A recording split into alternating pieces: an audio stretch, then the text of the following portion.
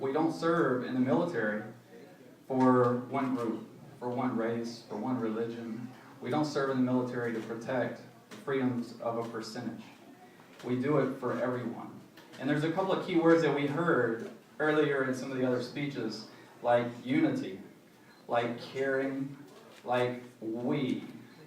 What did I fight for in our military? To protect, to come home and watch a country or a government or representatives try to take away those freedoms that we were fighting for. That's not what I fought for. That's not what friends of mine that didn't make it home to their families. That's not what they sacrificed for. I couldn't be part of a group anymore that was willing to sell out different groups of the population to try to tell me and convince me that women only deserve about 83 cents on the dollar to men.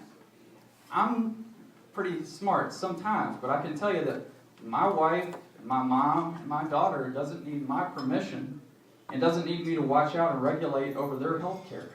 They don't need that. My wife doesn't need my permission to do anything. She is just as capable.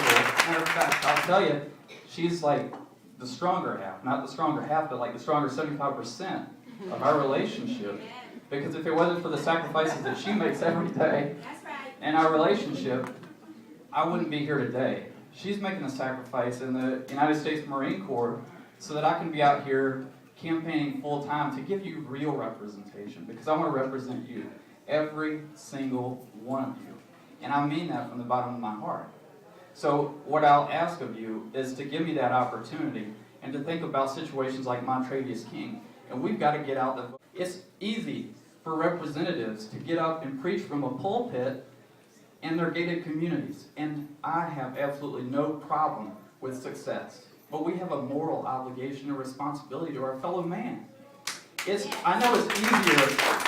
Some people feel it's easier for them to enjoy and appreciate their wealth only because of the difference in what they see somebody else around them doesn't have it. And that's wrong. You know, you can't say that you're all about smaller government and less regulation, and in the same breath tell women that they don't have quite the same rights as men. In the same breath, take away money from the public education system.